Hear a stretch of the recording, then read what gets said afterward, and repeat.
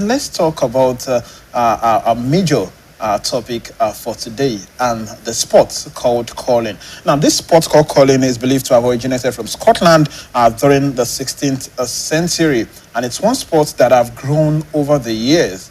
But the story of curling in Nigeria started in 2017, and of course since then it has made a huge success when it comes to attending several international tournaments. I can confirm to you that they've actually attended about 4 international tournaments, and they are already a member of the World Curling Federation. Well, for those who said they don't know anything about this sport, they've never heard it before, now let's enjoy this clip. Let's learn and see what curling is all about. And when I return, we'll be joined by the president of Nigerian Curling Federation, Mr.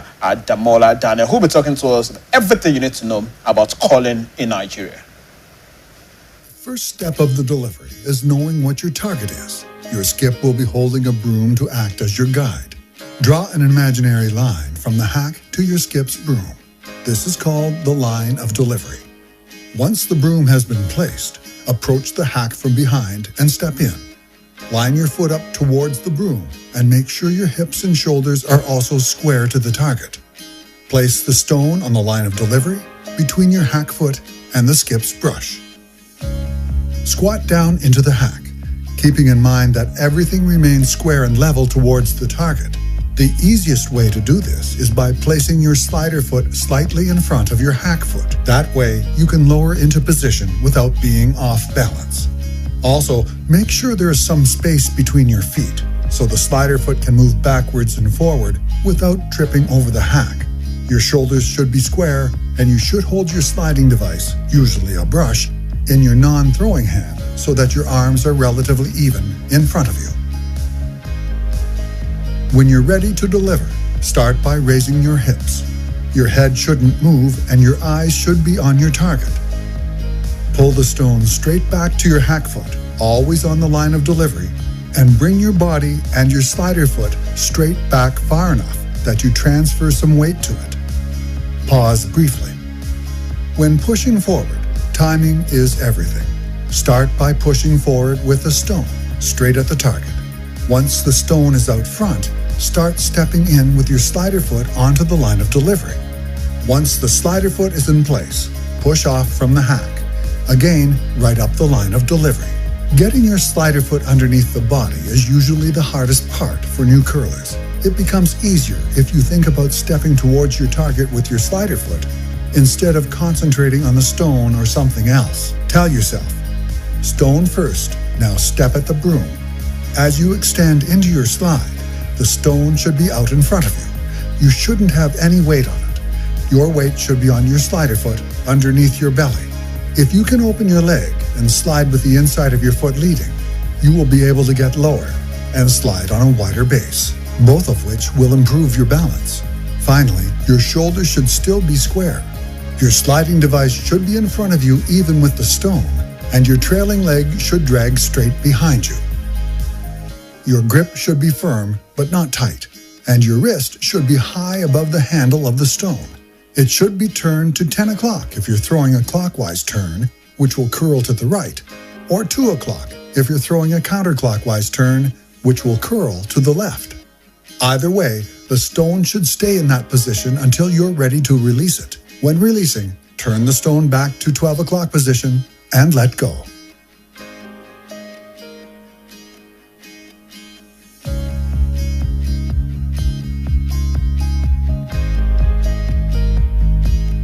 When sweeping, it's important to focus on 2 things, speed and pressure. While there are different techniques, the main points remain the same. Face the direction you're traveling. Constantly look up to see where you're going and communicate with the person in the house. Try to get your body weight on the brush and take quick, short strokes. Remember, the running surface of the stone is only 6 inches wide. Any strokes wider than that will be a waste of energy. Well, now you know what curling is all about. Now, joining me from Germany this morning is the president, Nigerian Curling Federation, Mr. Daniel Damola. Good morning, Mr. Damola. Good to have you on the show this morning. Good morning, and nice for you to have me on your show. Mr. Damola, let me start with this. Why curling for you? Well, the reason for curling is because my daughter wanted it so. Your daughter wanted it. Now, let's start with that particular story of your daughter. I was told that curling federation, curling in Nigeria started from your living room in 2017. Let's start with that.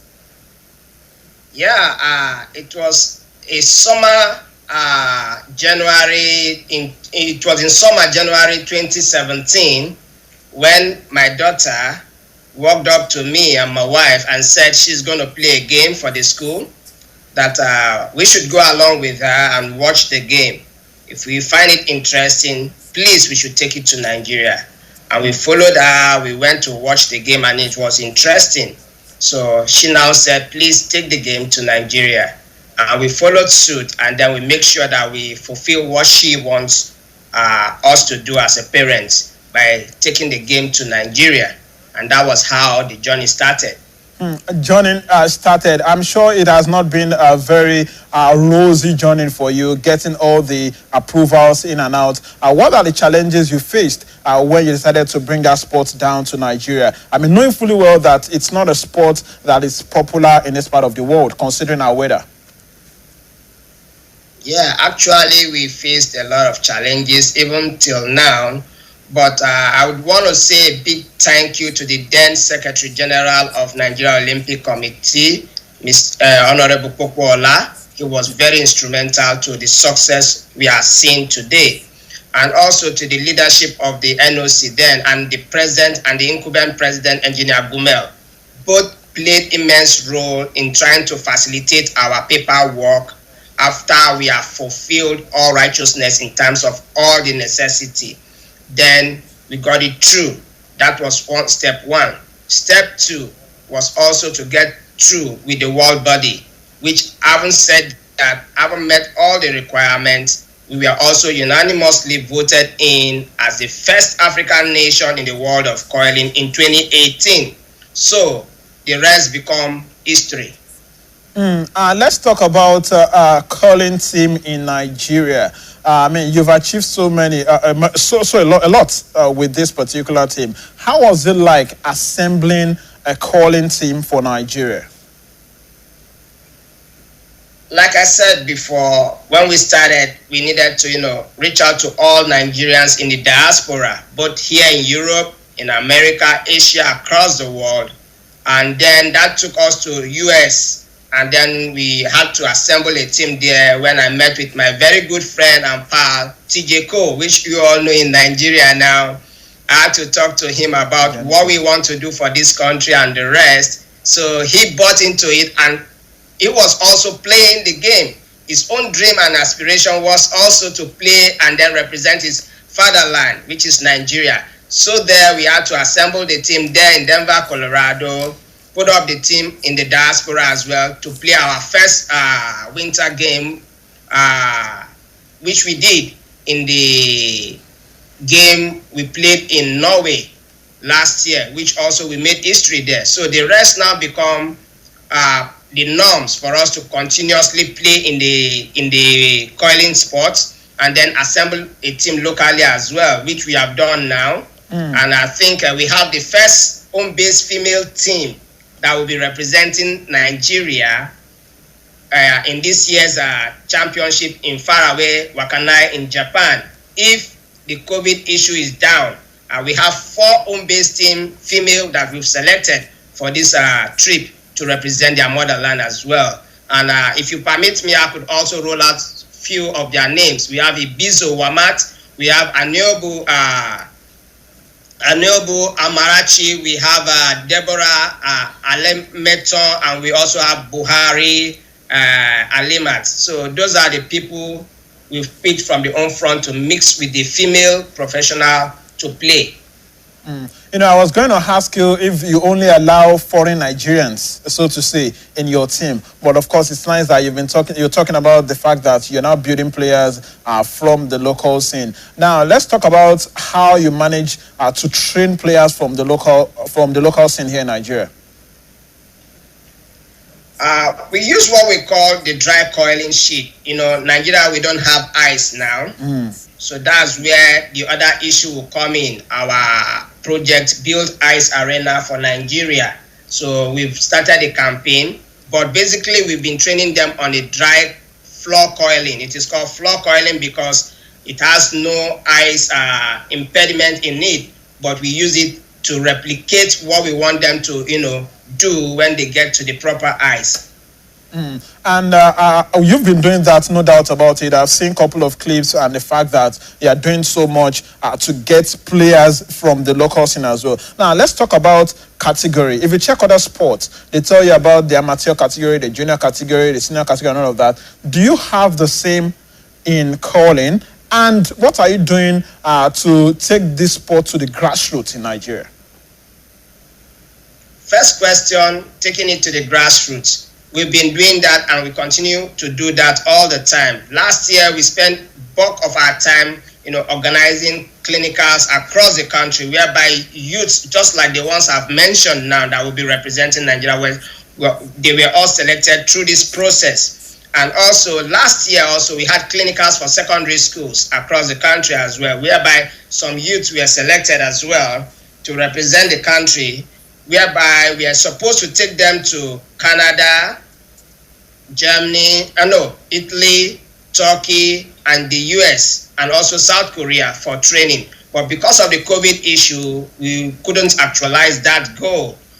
But in general, we've done so well in trying to, groom them from the home front. And coming back to the issue of the diaspora issue, traditionally, we don't have facility to train them very well in Nigeria. So that's why we first relied on the Nigerians in the diaspora to play the game, to help us, boost the morale of the home-based athlete, whereby when they see them do that, they believe they can do that. Because I always believe that the home front has talent that is yet to be tapped.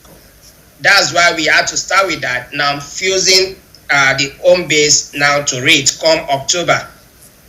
Fantastic work you're doing, and I must say congratulations to you. Last year, your team made it to the first international curling appearance at the World Mixed Doubles Curling Championship, and also in Norway, just like you mentioned earlier, Nigeria became the first African team to win a match at the World Championship. And no wonder your federation is actually getting a lot of attention globally. And talk to me about this. Your federation is actually the first curling federation in Africa. What's the plan to spread across the continent? Good question.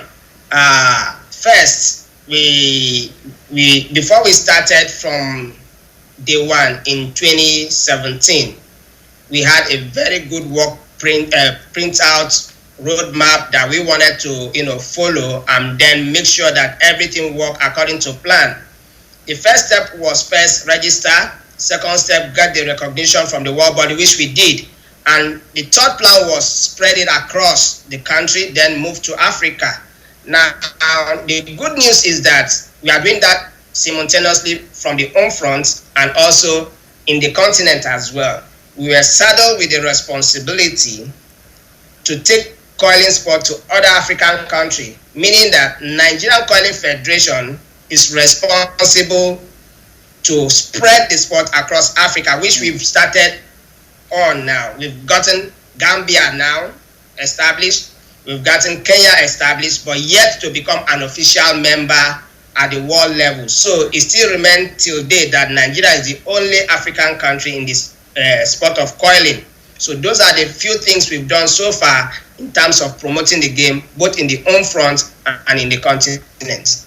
All right, Mr. Damola, you're doing so well for that federation, no doubt about it. Now, let's talk about one very important issue. You've been talking about how you've been training your athletes, moving from Nigeria abroad. Now, how have you been able to finance this federation?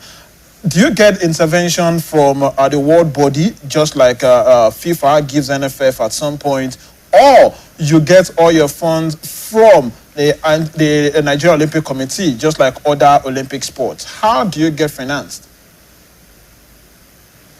Well, basically, let me start from the international body, and there's a setup of program now they call DAP, which you're seeing on my, now on my chest t-shirt. It is called Development Assistance Program, which the grant is being given to all member association yearly. I think it's 12,000 euros when you apply for that. That is from the international body. Now, coming back to the home front, we've not gotten any support, any finance from anybody. In all fairness to everybody, this federation you are seeing that is making mark for the country and the entire continent is being self-funded by my very self, the president, the secretary general, and some of my colleagues in the federation, which I give kudos to. So basically, we've not gotten any sponsor. We've not gotten any support from anybody, in all fairness to NOC and Ministry of Sport, but we've not pushed it to them for funding. Okay. In all fairness, but we are looking to push our limit to see what we can do then before we now officially write to them to say, this is how far we've gone, this is where we are lacking the manpower or the financial support so that they can come in, if they will come in. And do you think that your body, I mean, your federation can actually be self-sufficient? Because that's one of the things that the Football Federation are working towards. Can you run that federation without government support? So far, so good. We've been doing this since 2017 till date. You can see how far we've pushed. So for the issue of self-funding, we're doing that, and then we give the kudos to all my team, both all my staff and management. But when it comes to infrastructure and the rest, like we are going into now, that's where we will be pushing to them. Because this is not just our thing now. It is not we. It is not our name. It is Nigeria Curling Federation. So that's where they will be playing the bigger role. But in terms of other things that you have seen, the world have seen so far, comes from our individual pocket, which we've been doing that. But when it comes to the facility now, that is where we'll be pushing it to them. Because that is also going to help the government in terms of tourism attraction. People coming all over the continent, even to the rest part of the world, to enjoy this facility, and then that will generate more tourism to the federal government. That's where we are heading to now, which we will also be talking to them to come in. You know, that takes me to my next question of the facility. I came across your project, and that's to build a world-class curling facility in Nigeria, and the location looked strange to me. I understand that you picked Calabar. Why the choice of Calabar? Three things come in mind, my brother. First, you know, traditionally, ice is meant for a cold region. There are two locations we scouted for, Port Harcourt and Cross River.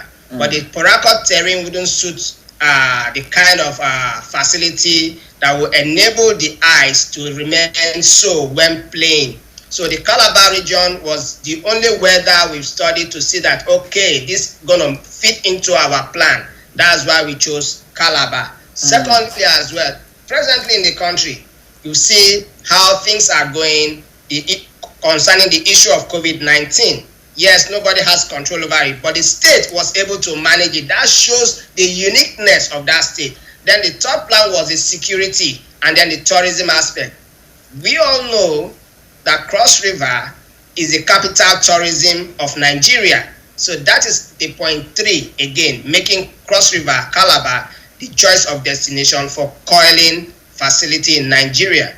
And talking about that curling facility, I mean, while going through your plans to have that facility, it looks like a multi-million naira project, and a project that it won't just only be useful for your federation alone, because I mean you're coming with the old ice and everything, or the sophisticated facility that will also be useful for ice hockey as well. Now my question now is this: how do you plan to maintain that facility? Because having to bring in all the artificial stuff, I mean keeping ice running for about a year, and how do you plan to keep that facility going? I mean, it's a multi-million naira project, and it shouldn't just waste off, really. That brings us back to the original question you asked, and then I gave you some answers regarding our original planned work from inception, from 2017 till date. Now, as we speak, the world body introduced a course for all ICE maintenance officer who wants to become an ICE technician. 3 of our members enrolled in that course. Now they've gotten their first certificate. I'm talking about the person you also know, like TJ Cole, Harold Wood, and one other. So that is one step. Now coming back, these people also are going to be involved in managing the ICE itself, the facility. We've set up facility manager within ourselves. You understand now? A private company is going to be handling that, which is SRAG Sports Management. So whereby the facility itself will be used in diverse ways. One side of the facility is going to be dedicated coiling, while the other side of the facility is going to be for other ice sports. Now, bringing them together again, now we still have other amenities around the facility, like when there is no ice, when we are not using it for ice, that can be fizzled out for that period of time to be used for conferences, every other kind of sport we want to use, indoor basketball, indoor football, and so many more.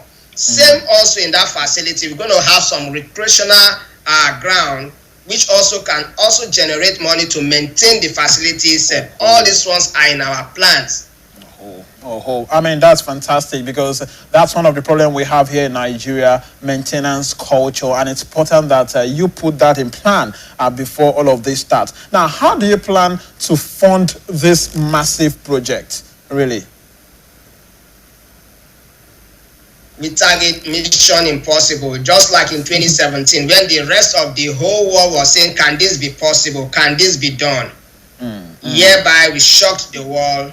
Nigeria has gotten the first African Coiling Federation in the globe. Second mission is mission to build the ice arena. How do we fund it? That's the second question there now. How do we fund it? We started the GoFundMe campaign to see how far we can push. Then also the world body is coming in to give us grants for some, though it might not be all, that will also go a long way in helping us. And then we're also going to come back home in mass to do a campaign towards this, and at the same time raise some money through public and then other corporate bodies that we can reach out to make this dream a reality. But going further, we've already kickstarted the process. We've bought the property, we've cleared the property, fencing the property without still no foreign intervention in terms of funding and the rest. So like I always say, the impossible takes a little longer. To achieve the incredible, you have to attempt the impossible. That has been our mission, and then that keeps us going. You see, a journey of 1,000 miles takes a step. So we are just going all out, believing that with the strategy we put in place, and then those we are targeting, if everything comes together, come 2021 or part of 2022, the facility will be up and running. Thank you very much for that. You're a very busy man, and of course, I need to let you go now. But before you go, I just want to know, what's your plan ahead of the 2022 Winter Olympics? Knowing fully well that the sporting calendar has been disrupted due to COVID-19. What are you doing to ensure that the preparation for 2022 Winter Olympics is not disturbed at all?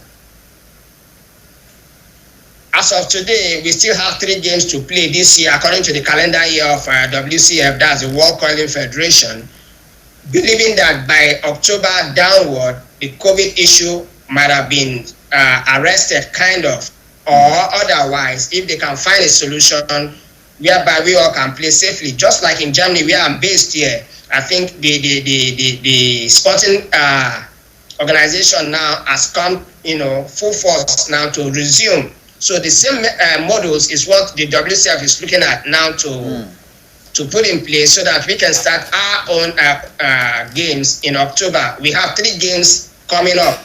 We have games in Scotland.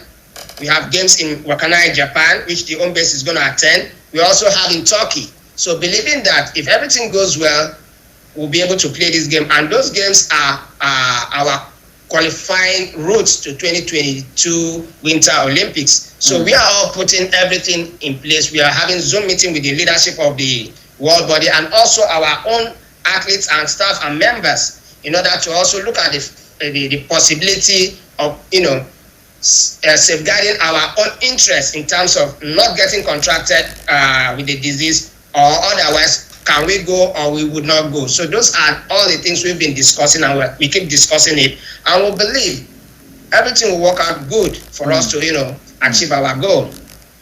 I mean, Mr. Daniel, I must say a very big thank you to you for being a part of the show this morning. And of course, we'll be looking forward to all that all the plans that you've reeled out for the facility, and of course for qualification to 2022 Winter Olympics. I must say that you are doing a very good job, Mr. Daniel.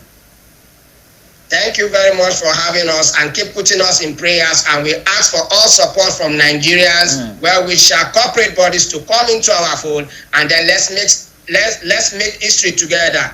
Go Bronzilla of Nigeria. All right, thank you very much, Mr. Damola. That was Mr. Damola, President, Nigerian Curling Federation, talking to us all the way from Germany, letting us know what it's up with his federation over there and how far he's gone. You can always check out their website, www.nigeriancurling.com, for updates as far as that federation is concerned.